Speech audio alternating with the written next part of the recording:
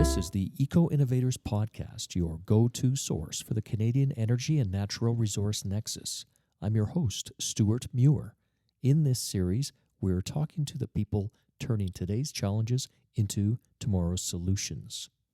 This is the Eco Innovators podcast. It's episode number 2. Today, we have Vikramaditya Yadav. To kick things off, I wanted to ask you, Vikram, because I know everyone would love to know this, those who know your work, what first sparked your interest in the field of environmental innovation and sustainability? Before I address your question, Stuart, I am going to make a comment. I'm quite offended I'm not guest number 1 on your podcast, given our great history and future together. But what can I say? It was just scheduling.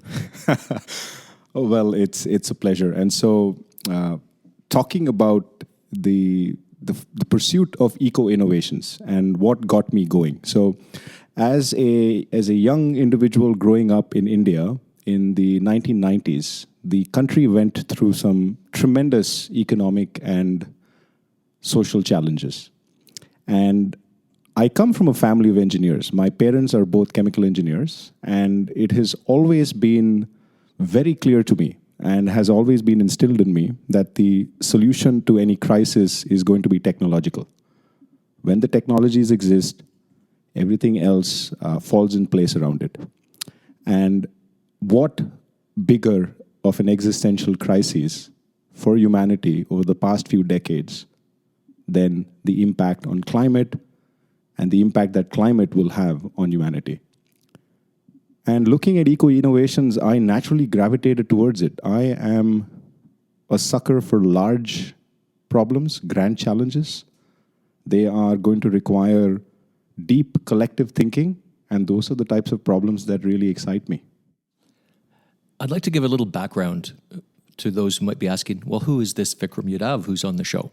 Now, we're sitting here today on the campus of the University of British Columbia in Vancouver. We're at the Department of Chemical and Biological Engineering. This is where you make your professional home.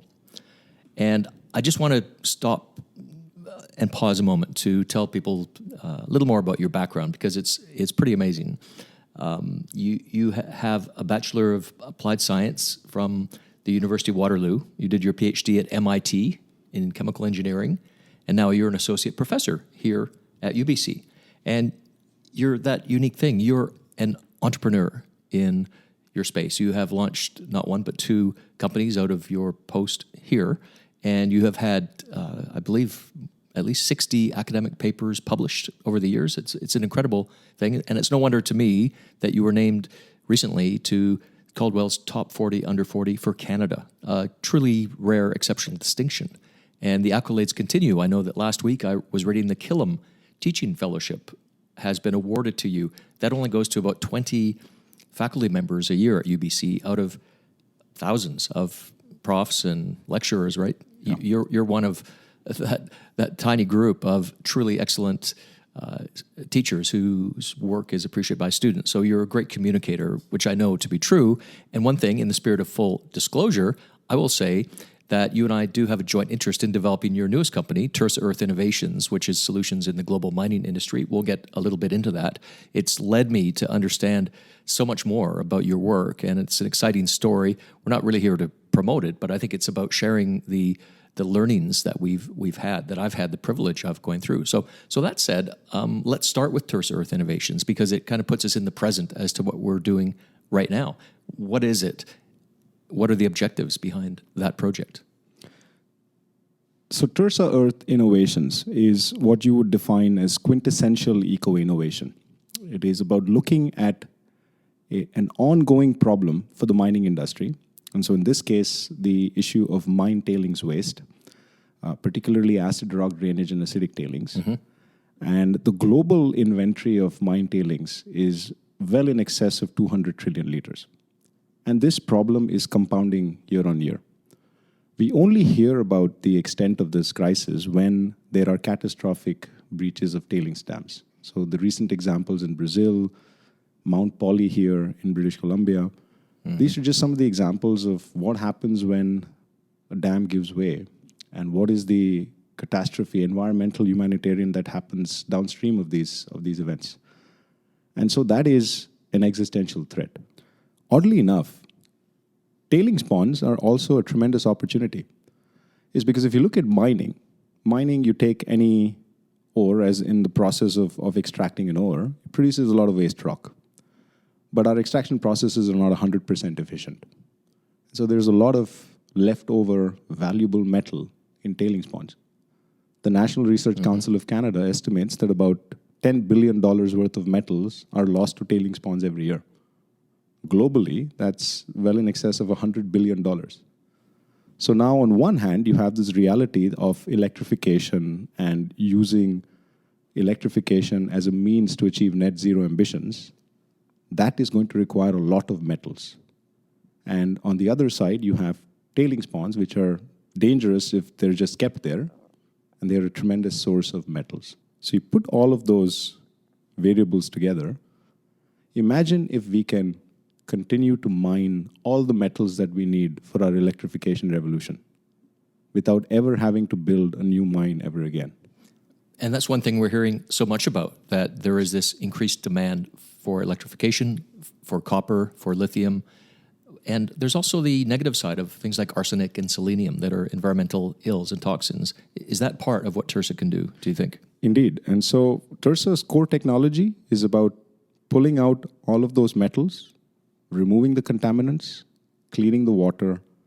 And since we use the engine of biotechnology, we are achieving these goals with as low a carbon footprint as imaginable. And that's the triple helix of Tursa. That is what we've been working on together, I might add. Indeed. Maybe you can give listeners just a quick summary of the work done to date, the lab, and then the new lab coming on stream in Burnaby. What's going on there? What kind of work is being done? What kind of scientists and engineers are coming in to do this work? You prefaced the scenario with Tursa very well. So it started off as a great academic project here at UBC in 2016. In 2021, early of 2021, at the height of COVID, we started our independent facilities in Burnaby. We now have 2 facilities. We have a technical team of 15 individuals, exceptionally diverse in terms of their academic interests, exceptionally diverse in terms of ethnicity, in terms of gender. So we have a very modern team that is working on this problem. And in those 2 years that we have been in operation, we have now developed a technology that is achieving all of its tasks. It is at a technology readiness level of 5. And just to pause on that, TRL 5 is somewhere in the middle of the measurement scale, right? Exactly. And so if you look at technology readiness levels, this was a scale that was formulated by NASA many years ago to achieve, to essentially define technologies and how far or near they are to commercialization. And so roughly, if you break that, the scale goes from 1 to 9. 1 is the idea. 3 is where the idea has been proven in a small bench scale demonstration, so the proof of concept. 5 is when the idea has been validated on real world samples. It is ready to then go into pilot testing. So you would essentially call this as a pre-pilot scale. 7 is demonstration in the field. Pilots, 9 is full-scale commercialization. So that's the scale of TRL. Right. And so the engineering team that is preparing to get into the field is at work now to do this? Indeed. And so we are contemplating commencing field trials of our technology in the fall. And so we will be at TRL 7 in the fall. And as part of that, just to give you a sense of the diversity of the work that is being doing, so that not only are we looking at the R&D and the technology to make sure that it works at the efficiencies we want it to, but now taking it to the field is an operations and engineering operations endeavor. And so as part of that, our collaborative network involves industrial design shops, manufacturers. We are working with mining companies. We are also working with engineering service providers. This is going to require a collective effort, and we have, fortunately, a lot of like-minded partners who share the vision that we have for the future of the mining industry and the future of society. I really like the context here and the work we've done, because so many of the ideas we see out there are just ideas. They're not solutions. And it feels like what we're creating here in this work is a solution, and it's one that has to survive. You know, to make the lab happen, we had to show people that it was worth supporting. And we've had people come and do that. It's not, some enormous grant, go and do this. It's been like every dollar that has been spent on this project has had to be, argued for. And that feels really good to me because it means if your idea is any good, it's going to be able to do that. If it's not, sometimes you have these ideas that have enormous amounts of kind of, largesse from interests that aren't really results or outcomes oriented. And they just sort of grind away. And at the end of the day, you look back on 5 years, what have they produced? There's so many stories like that. And I think this one, it's like one foot after the other going up the mountain. And that's why I think it's a special thing to be part of. And it provides a context for this. And I think there's a lot more we could talk about regarding Tursa, but this probably isn't the time. But it provides a context for, I think, you, Vikram, being positioned as that rare one who straddles the academic field in your work. This idea of Tursa goes back to 2016, and now it's coming into the world because it's really ready for the world. But in all your work in the classroom as well, and when you talk to groups, you spoke at the Roundup Conference of Minerals and Mining Exploration people in Vancouver in January of 2023. That was a really well-received talk. I think that getting into the practical application, so the conversation today, I think, comes around to questions like, for you, Vikram, and here's a question, as a researcher, as a professor, as an entrepreneur, what do you think are the most crucial scientific chasms to be crossed that are going to help humanity to get to this net zero, carbon-free future that is talked about so much? But every time I look around, the alleged solutions are not actually providing any tangible progress to get to that. That's an excellent question. And that's a question that our planners, our government agencies, they should be thinking about this on a day-to-day basis. And to give you a perspective, I'll kind of start 50,000 feet up and then start distilling specifically about the chasms that you mentioned. But I view the world as it's made up of two types of individuals. There are people who panic, and their natural response is going to be, let's just stop everything, let's stop the status quo, let's not do anything, and let's hope the problem solves itself. And then there are individuals who say, let's try and make an earnest effort to solve this. And the history of innovators and innovation, you will find, are always people who say, let's take a chance. Not every idea, as you mentioned, is going to succeed, but the will to ideate and the will to do are essential when it comes to innovation. And we need more such people. And so in the classroom, one of the first things I tell students is that tune out the noise. There's going to be a lot of loud voices that are going to say, this endeavor is bad, this industry is bad. That's their opinion. The reality is that you need to have ideas. Once you have ideas, a small subset of those ideas might have legs in order to be scaled up to become a solution. And that is the starting point for this discussion. Then when you talk about scientific chasms, there are a lot of excellent ideas. Where many of these ideas fail, or fail is too strong a word, where they are unable to scale up to become viable solutions, is that we are just mired in unidisciplinary thinking.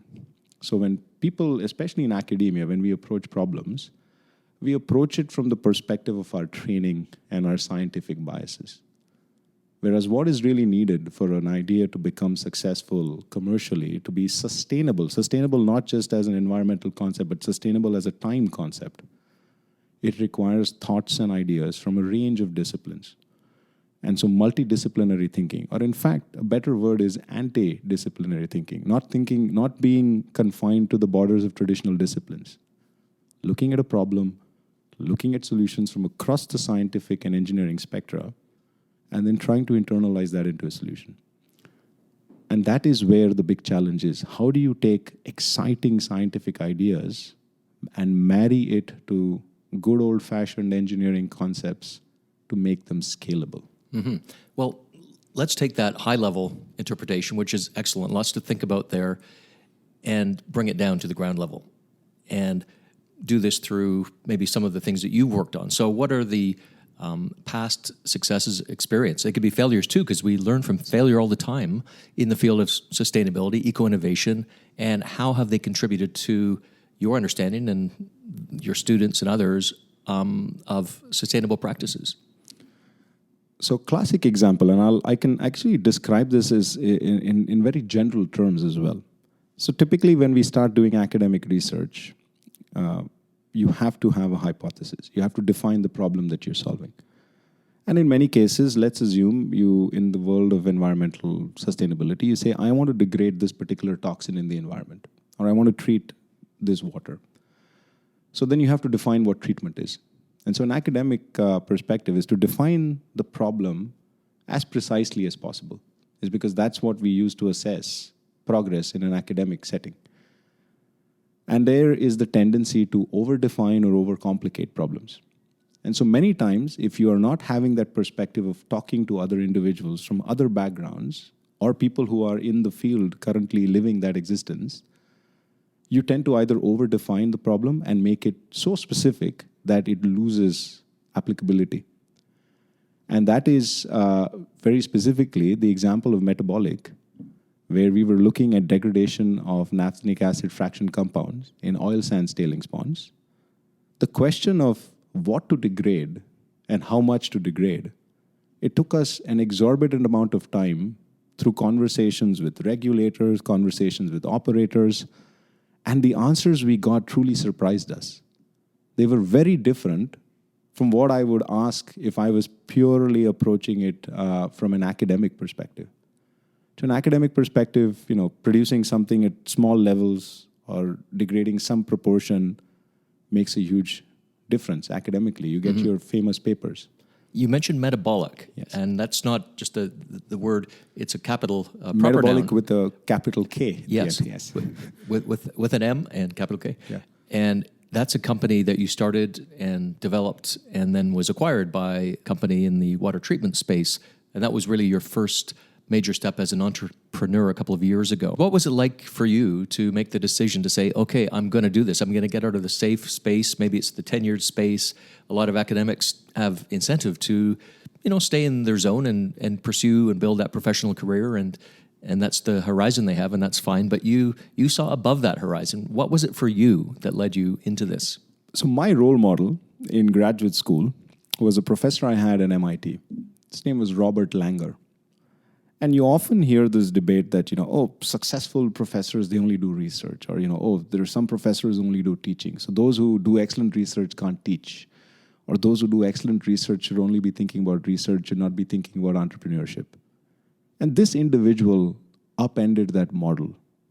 He is a phenomenal teacher and instructor, probably the world's leading bioengineering researcher, and he has founded well over 200 companies. The most recent example is Moderna. That was the savior for civilization. Moderna, the COVID vaccine. COVID vaccines, precisely. And so that was the inspiration, where you look at these individuals and you say, why not? Why can't I do these things? And so that's what initially got me hooked to entrepreneurship. Mm-hmm. And just to go back on COVID there, I thought it was remarkable during the pandemic, because that's when we met. Yes. You were actually doing some work on COVID vaccines. Yes, indeed, and still do. And it is that is the remarkable nature of being, that's one of the reasons why I'm an academic. You get the intellectual freedom to pursue a diverse range of problems, and you should not be constrained or confined by disciplinary boundaries. Well, that kind of segues nicely into my next question, which is, how would you say that interdisciplinary collaboration between scientists, engineers, policymakers, the private sector businesses can accelerate the addressing of complex challenges in all the things we're talking about, sustainability, broadly speaking? The collaboration that you mentioned is not just wouldn't it be nice type of thing. In my estimation, it is essential. That's the oxygen that is going to get us to achieving net zero. Is because you need people who come up with phenomenal ideas. You need people who can screen the ideas and say, these are the ideas that of the larger set in the sandbox. These are the few that we are going to throw our weight behind it. help it with the technical and the financial support needed to scale up and test these technologies very rapidly, and then do it within the envelope of policy. And ultimately, regulations and policy, they have to be factors in the development of any technology. Because imagine having developed and spent all of this time and effort, and then coming to a point where it's just not regulatorily viable. And so the regulators, policymakers have to be, is because innovation is not just technological, innovation is also about business and about new regulatory mechanisms. And you need all three of them to make net zero a reality. You know, the reason I started this podcast series, it's my third podcast show. I've previously done forestry series, Forest Works. We did Cause and Effect with Margareta Dovgal from Resource Works. This one, the Eco Innovators, I just felt that we weren't hearing from the people, because ultimately it's all about people and their success or failure in this area that we need to hear from. These are the people who do things. And it just seems like those voices of people who are just breaking down the barriers, who are thinking in new ways, unleashing their creativity and putting together multidisciplinary solutions, those are the ones who will lead to real change. But it seems like in so many of the policy and often the media discourse, they're missing from that. And that's probably busy because they're busy doing things, that they love doing, and they're not maybe out there promoting their voices. So I thought, okay, a little role that I can have as a communicator and an entrepreneur myself who's interested in the issues of humanity and the resource needs that people have.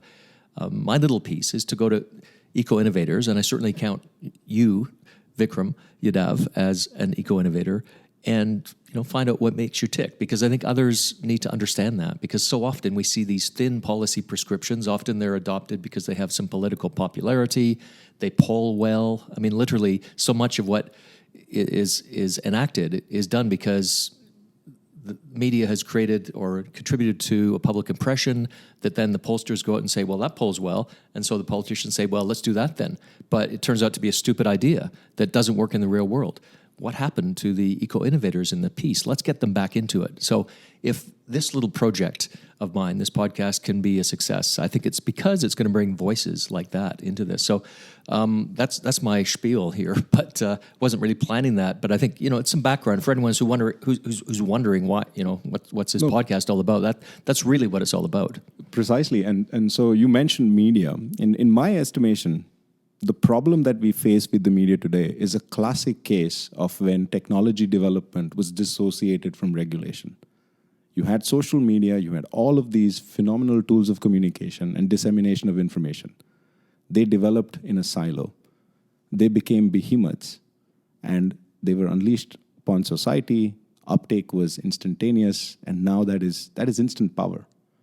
And then the governments and the regulators come in saying, now we probably need to think about regulation of these technologies. We need to think about the type of speech that is going on there. We need to think about censorship.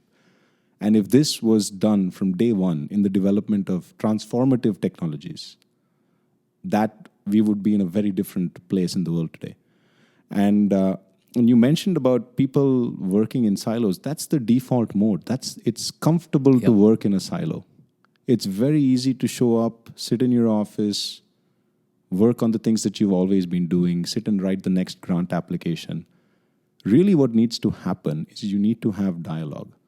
The first rule that we teach our students at university in engineering is that engineering is nothing without society. You need to have a stakeholder, many stakeholders. The most important is going to be society. Even when we look at concepts, transformative concepts like triple bottom line, society is always in the mix. And so those who claim to be innovators, yet choose to work in silos, are doing tremendous disservice to innovation. Innovation is nothing without conversations with society. And so those conversations are needed. Society needs to be informed about science because you need experts talking about certain disciplines. And something that we have lost as a collective around the world is that we have started to doubt expertise. We question experts the same way we would question any random individual on the street. And that's not a failing of society, that's a failing of the expert. That's because the expert has not communicated enough There's this ivory tower mentality about doing your work and leaving me to my own devices. And so collaboration with policymakers, collaboration with communicators is equally important. And so this is a phenomenal move that you've made, Stewart. This is very important. We need to present the stories behind the innovation to the people so that they understand what motivates us and why we're doing it. Well, in a country like Canada, where virtually all of the universities are publicly funded entities, they get their funding from the federal government, from provincial governments. They get private funding for some portion of what they do, but largely speaking, it's a public enterprise. And yet, this retreat or turtling of so many of the experts there, because maybe you can blame the culture wars that, well, I don't want to go out there, I'll get singed. But hey, you're getting the privileges and the position, the power to influence the next generation through your teaching. Surely there's some responsibility there to bring this to society. And I see you embracing that. It's a tremendous responsibility. Leonardo da Vinci had a very famous quote. He says, "Poor is the teacher whose student doesn't surpass him." And this is what should be the approach to education. We don't want to produce automatons. We want to produce thinkers. The constraints in the world around the next generation are ever changing. And one of the first things that you need to instruct students, which is a new mode of innovation, is innovation under uncertainty. You need to be able to have a flexible plan where you're able to assess technologies. And those metrics for success might change depending on extraneous parameters. And that's something nobody knows to do well, but we need to make an effort and we need to attempt to train and produce more thinkers who can innovate under uncertainty. Okay, now, if we're putting that into practice, I hear phrases, and you often use circular economy, circularity. We talk about net zero a lot and what it means when we see these high-level goals set by governments or legislation, and that's the goal to go towards, and how do you get there? But when it comes to the practice of it, sometimes they seem more like slogans than plans. So here's my question. What is a vision for the kind of eco-innovation that the world needs? Like, what's the way to do that, to turn these slogans into actions and plans and strategies? Sloganeering is an ongoing issue. And you have to very quickly, at least for those of us who are practitioners and experts, you can very quickly differentiate between what is sloganeering and what is real innovation. And the innovation does not necessarily always yield the best result, but it is an honest attempt at trying to solve a problem. And governments all around the world, if you notice the net zero, it's not for lack of conviction or a lack of funding. Governments all around the world have come to the realization that we need to fund it. But the problem is, if you don't have a playbook, no matter how much money you throw at the problem, the results are not going to be optimum. And something that needs to happen beyond sloganeering is because you need to come up with these playbooks. How do you take a technology and how do you march it through those technology readiness level scales that I mentioned, going from 1 to 9 as effectively as possible? There's a role for the universities, there are roles for engineering service providers, there are roles for large banks and private equity. Everything has to come into that mix. Governments. And when your playbook is deficient, you usually make up for the absence by putting in some catchy slogans. And that has to change very quickly.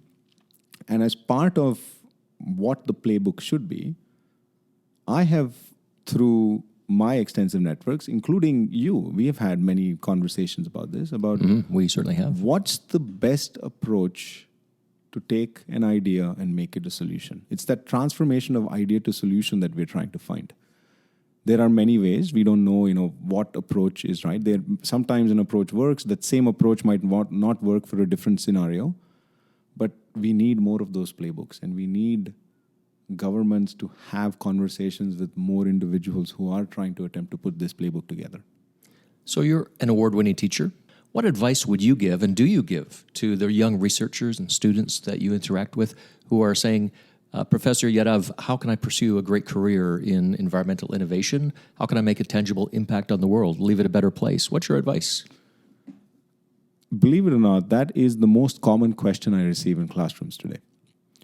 We have students, so oftentimes, especially in the popular media, the older generation, and this has always been the case, they always write off the next generation. They're like, oh, these guys, things were always harder in my day. They're much easier today. The previous generation did it to me. I'm doing it to the next generation. So this is the constancy of human existence. It's as old as Plato, that one. It's as old as Plato, precisely. And so students come, and what I've observed is students are more aware of the world than ever before because of the torrent of information that they get. And sometimes that volume of information, it creates extremes of emotional reactions. And many students are genuinely concerned about the future of not just their careers, but the future of their planet. Like, is it really worth doing anything if doomsday is upon us? And so one of the hardest tasks that I have had in recent years, and COVID really compounded that. So COVID was essentially an amplification of those things. But these trends have been going on in the classrooms for the last 5 to 10 years. A classic example is the University of Calgary. They shut down their program in petroleum engineering. And that's because students were just genuinely concerned about what am I doing from the perspective of the environment. And now me being a chemical engineer, I'm actually at the front lines of that battle. Because people always say, look, all of society's problems, they've originated because of these heavy industries, chemical industry, mining. I really don't want to have any participation in that. And so one of the first things I instruct students, and this instruction is as simple as an instruction can be, is to read and source information from a credible resource. And then try to approach the problem using systems thinking.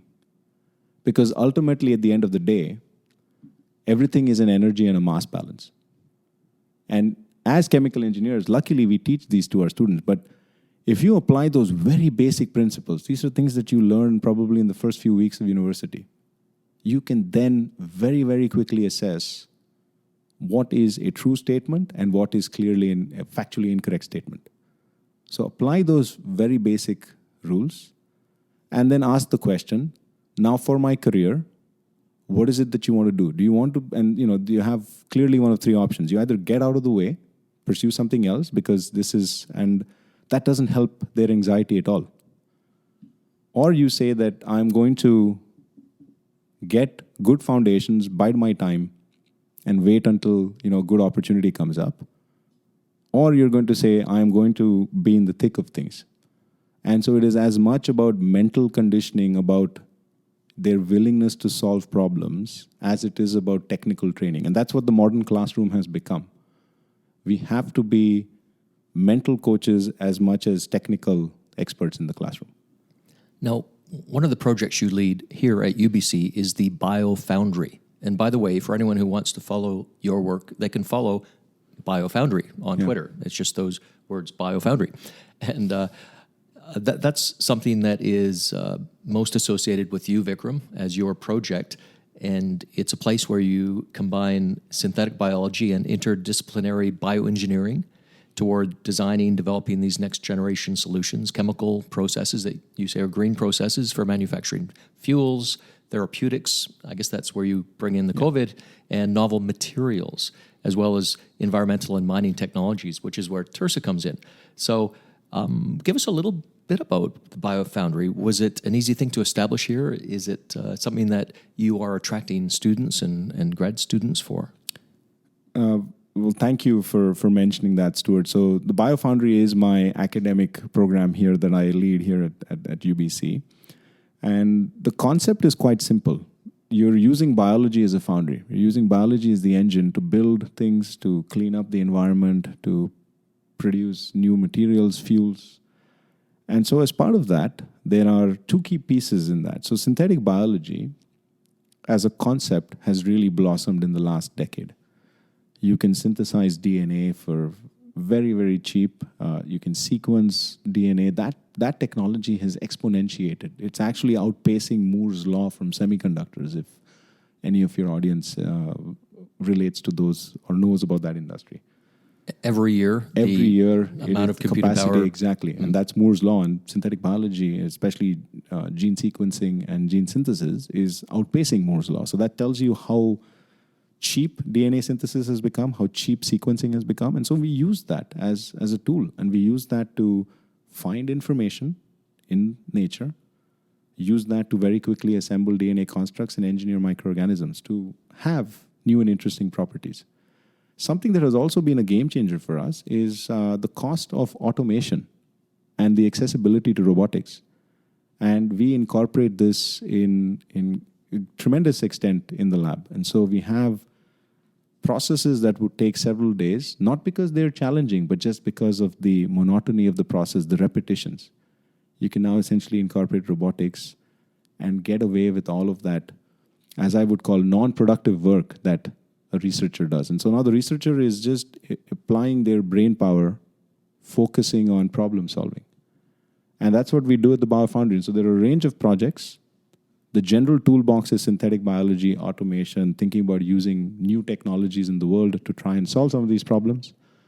All of these problems that you mentioned are united by the philosophy that we have biology that can give us a good solution. And really what we're doing at the BioFoundry is create those ideas, prove the concept, get it to a stage where we are able to assess whether this is going to have legs commercially or not, whether it still requires additional research or not. And at that point, we engage our network to then try and commercialize some of those ideas. And Tursa is a textbook example of that. I've tried to keep the timing on this podcast to 40 minutes, which I think is a good time for how much time people have got in their lives for podcasts. So we're getting close to that. But I've got a last question for you, Vikram. Here it is. As a wrap-up, can you tell us about a Eureka moment that you as a scientist had in your career where you made it, some significant discovery, breakthrough moment that had a lasting impact on your work? And take us back to that moment when you had that Eureka thought. The Eureka moment, actually, oddly enough, was appreciation of the challenges of scalability in bioprocesses. And that moment, it sounds as a very generic response, but I'll give you the real specific context to that. So I graduated from my undergrad program 2007, and I joined MIT for graduate studies. And the world was going crazy about biofuels. I went and sought out the world's leading thinker on bioprocesses and biofuels, Greg Stephanopoulos. He's my guru. I reached out to him. I convinced him, I want to work with you. Please recruit me. And I was in his lab. And the first year you spend taking a lot of courses, understanding what your project is going to be. And everybody says biofuels are going to be the panacea to the world. All of these challenges we face with sustainability and the ills of the oil and gas industry, biofuels are going to solve all of those problems. And then the financial crisis of 2008 hit. And soon after, all of the progress reports about all of these different biofuels ventures started coming in. Most of these are interesting ideas, impossible to scale up. And that is where it dawned to me that any solution is going to be a combination of good ideas, but very good execution. The fundamentals never leave you. So while it is good to always keep looking at the skies to find, to keep aspiring to touch the skies, you still need to have your feet grounded. And that's where the fundamentals come in. And fundamental engineering is something that we often take for granted. And not just engineering, fundamentals in any discipline we take for granted. And it is oftentimes the marriage between the fundamentals and new thinking that gets us to the next step. So the Eureka moment for me was very quickly realizing that there is no single discipline or there is no solution from a single discipline that is going to solve all of these problems. It is going to require taking ideas and principles from a range of sources and trying to impose a structure of good old-fashioned engineering, as we call it. And that is what is going to lead to a solution. And as basic and elementary as that sounds, it is surprising how many people ignore this basic tenet when it comes to innovation. They always think innovation is about glitz, it's about flash, innovation is usually about fundamentals. It's about the mundane stuff that you do well that makes something a success or a failure. Eureka Moment, a way of thinking, an approach to issues. How interesting. Vikram, I'd like to, as we begin to wrap up here, I'd like to thank you for making yourself available for today's podcast. It's been enlightening. I know for anyone who has hung on this long, you're interested in the topic. So I know that it won't be imposing on the interest of the listener to actually give a little more background about you. I'm going to just really read out your biography because it's pretty amazing. This is the Foundry at UBC biography of you, and it's a fascinating story. You're an associate professor, as I've said, in the Department of Chemical and Biological Engineering and the School of Biomedical Engineering, and you're director of the Master of Engineering Leadership in Sustainable Process Engineering. That's quite a mouthful there.